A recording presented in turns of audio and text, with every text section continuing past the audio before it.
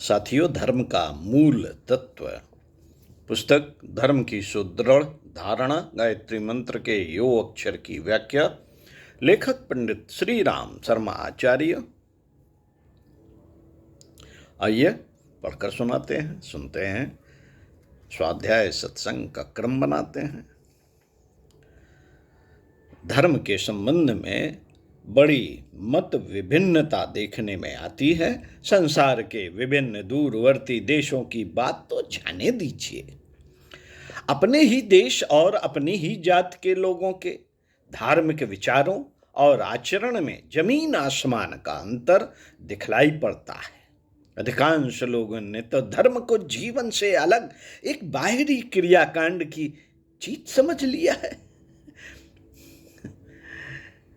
अनेक लोग धर्माचरण करना इसलिए जरूरी समझते हैं कि उसने एक सामाजिक रीति रिवाज का सा रूप ग्रहण कर लिया है, पर ऐसे लोगों की संख्या बहुत ही कम है जिन्होंने अपनी बुद्धि से धर्म के वास्तविक मर्म पर ध्यान दिया है और जो सोच समझकर उस पर आचरण कर रहे हैं। सोच समझकर उस पर आचरण कर रहे हैं। सृष्टि का निर्माण होने पर जीवों में जब चेतना शक्ति उत्पन्न हुई और वे कुछ कर्तव्य अकर्तव्य के संबंध में सोचने विचारने लगे तो उनके सामने धर्म अधर्म का प्रश्न उपस्थित हुआ। उस समय भाषा और लिपि का सुव्यवस्थित प्रचलन नहीं था और न कोई धर्म पुस्तक ही मौजूद थी। शिक्षा देने वाले धर्म गुरु भी दृष्टिगोचर न होते थे। ऐसी दशा में अपने अंदर से पथ प्रदर्शन करने वाली जो आध्यात्मिक प्रेरणा जागृत होती थी, मनुष्य उसी के अनुसार आचरण करते थे। वेद अनादि ईश्वर कृत हैं। वेद अनादि ईश्वर कृत हैं। इसका अर्थ यह है कि धर्म का आदि स्रोत मनुष्यों द्वारा निर्मित नहीं, वरन सृष्टि के साथ ही अंतरात्मा द्वारा ईश्वर ने उसे मानव जाति के निमित्त भेजा था। वेद की भाषा या मंत्र रचना ईश्वर द्वारा निर्मित है, यह मान्यता ठीक नहीं। वास्तविकता यह है कि प्रबुद्ध आत्माओं वाले ऋषियों के अंतःकरण में ईश्वरीय संदेश आए और उन्होंने उन संदेशों को मंत्रों की तरह रच दिया। प्रायः सभी धर्मों की मान्यता यही है कि उनका धर्म अनादि है। पैगंबरों और अवतारों ने तो उनका पुनरुद्धार मात्र किया है। तत्वतः सभी धर्म अनादि हैं, अर्थात एक ही अनादि धर्म की शाखाएं हैं। उनका पोषण जिस वस्तु से होता है वह सत तत्व है। वही धर्म सच्चे ठहर सकते हैं जो सत पर अवलंबित हैं। असत तो वंचना मात्र है। वह अल्प स्थायी होता है और बहुत शीघ्र नष्ट हो जाता है। कोई भी संप्रदाय यह कहने का साहस नहीं कर सकता कि हमारा धर्म सत्य पर अवलंबित नहीं। इसलिए यह स्वीकार करना ही होगा कि एक ही अनादि सत्य का आश्रय लेकर धर्म संप्रदाय उत्पन्न हुए हैं। यह आदि सत्य हमारी अंतरात्मा में ईश्वर द्वारा भली प्रकार पिरो दिया है। न्याय बुद्धि का आश्रय लेकर जब हम कर्तव्य अकर्तव्य का निर्णय करना चाहते हैं तो अंतरात्मा उसका सही निर्णय कर देती है। विभिन्न संप्रदायों के अपने अपने स्वतंत्र धर्म ग्रंथ हैं। वेद, कुरान, बाइबल, जिंदावस्था, धम्म पद आदि असंख्य धर्म शास्त्रों में उसी महान सत की व्याख्या की गई है। अपनी अपनी शक्ति के अनुसार इन महान शास्त्रों ने सत्य की व्याख्या की है। फिर भी उन्हें संतोष नहीं हुआ और अपने कथन की अपूर्णता को स्वीकार करते हुए नेति नेति ही कहते रहे। सभी धर्मों में नए सुधारक होते रहे और उन्होंने पुरानी व्याख्या को दोषपूर्ण बताकर अपनी रुचि के अनुसार सुधार किए। इन सुधारकों का कथन था कि उन्हें ईश्वर ने ऐसे ही सुधार करने के निमित्त भेजा है। इन सुधारकों में भी सुधार करने वाले होते आए हैं और वे सब भी धर्माचार ही थे। सत्य एक ही है। सत्य एक है तो उसका प्रयोग करने की विधियां बदलती रहती हैं। सत्य एक है तो भी उसका प्रयोग करने की विधियां बदलती रहती हैं। शरीर की ऋतु प्रभावों से रक्षा करनी चाहिए, यह एक सच्चाई है, पर इसका व्यवहारिक रूप समय समय पर बदलता रहता है। जाड़े के दिनों में जिन कपड़ों की आवश्यकता थी उनका गर्मी के दिनों में कोई उपयोग नहीं। इसलिए पोशाक में परिवर्तन करना जरूरी है। यह आक्षेप करना उचित न होगा कि पैगंबरों ने अपनी बात को ईश्वर की वाणी क्यों कहा। यदि उनके संदेश ही ईश्वर की वाणी थे तो अनेक धर्मों के पैगंबर मतभेद क्यों रखते हैं। इनमें से एक को सच्चा माना जाए तो बाकी सब झूठे ठहरते हैं। तथ्य बात यह है कि सभी पैगंबरों की वाणी में ईश्वरीय संदेश था। उन्होंने जो कुछ कहा अंतरात्मा की पुकार के आधार पर, ईश्वर की आकाशवाणी के संकेत पर कहा। समयानुसार प्रथाएं बदलती हैं, जैसे कि ऋतुओं के अनुसार पोशाक बदलती है। एक व्यक्ति दिसंबर के महीने में यह शिक्षा देता है कि ऊनी कोट और स्वेटर पहनो, तो उसकी शिक्षा सत्य से, धर्म तत्व से परिपूर्ण है। किंतु यदि दूसरा व्यक्ति जून के महीने में यह कहता है कि अब ऊनी कोट की या रुई के लिहाफ की कोई जरूरत नहीं, बल्कि पतले कपड़े पहनने चाहिए, तो वह भी झूठा नहीं है।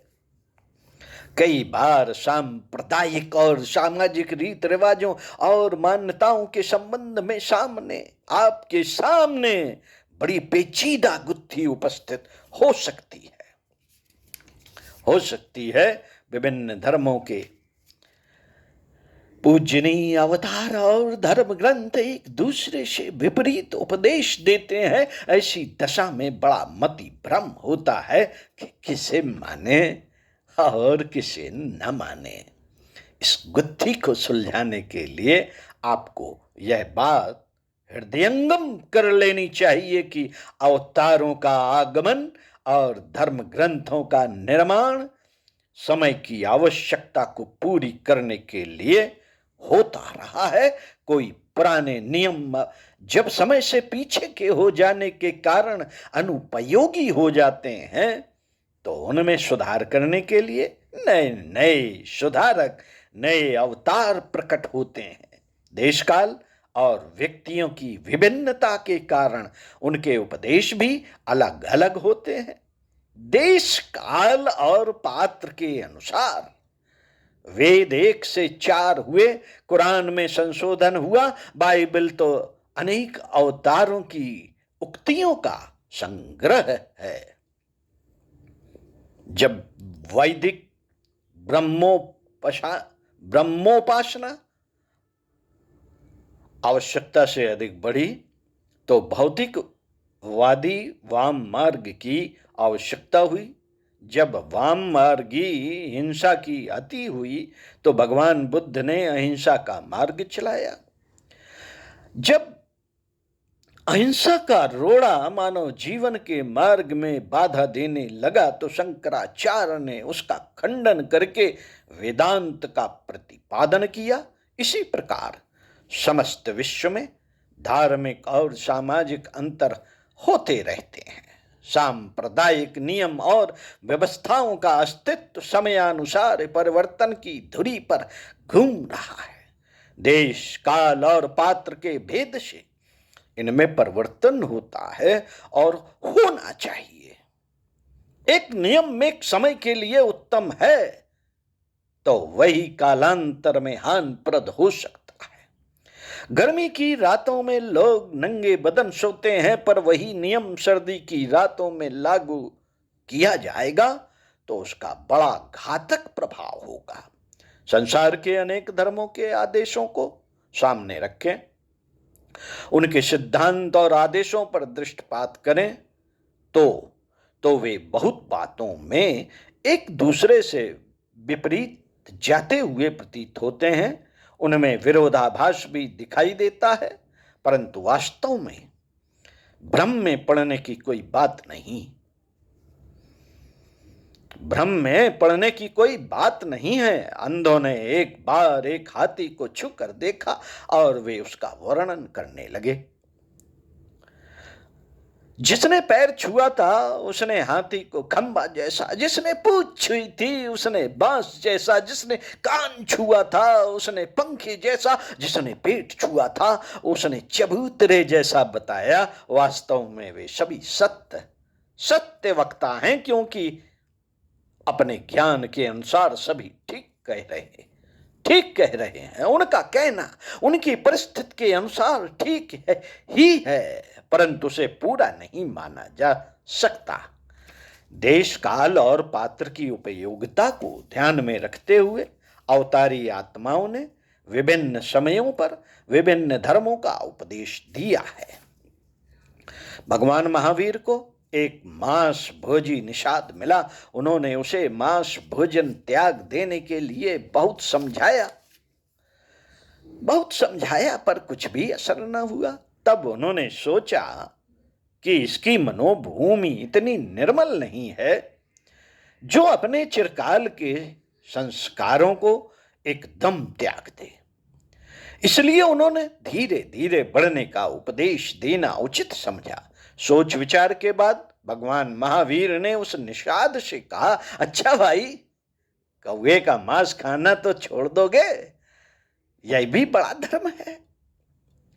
निषाद इसके लिए तैयार हो गया, क्योंकि कौवे का मांस खाने का उसे अवसर ही ना आता था। जब त्याग का संकल्प कर लिया तो उसके मन में धर्म भावना जागृत हुई और धीरे धीरे अन्य त्यागों को अपनाता हुआ कुछ दिन बाद बड़ा भारी धर्मात्मा, अहिंसा का पुजारी और महावीर का प्रधान शिष्य बन गया।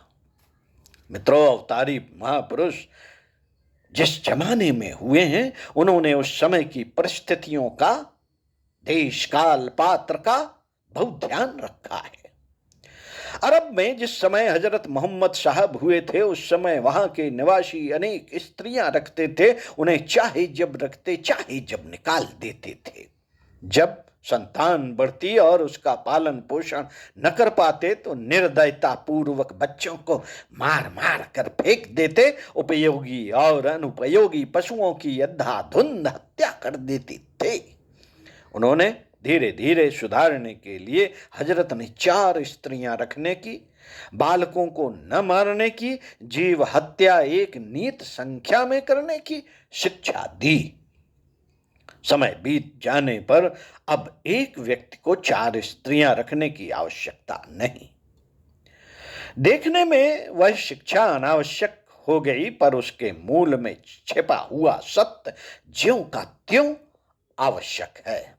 अपनी आवश्यकताओं को घटाओ, भोगों को कम करो। यह संदेश उस शिक्षा के मूल में था। वह उद्देश्य करोड़ों वर्षों में भी परिवर्तित न होगा। आप गंभीरता पूर्वक धर्म तत्व पर दृष्टिपात कीजिए और धर्म की उन नियम व्यवस्थाओं में कौन सी पवित्र और शाश्वत भावना काम कर रही है, उसे ढूंढ निकालिए।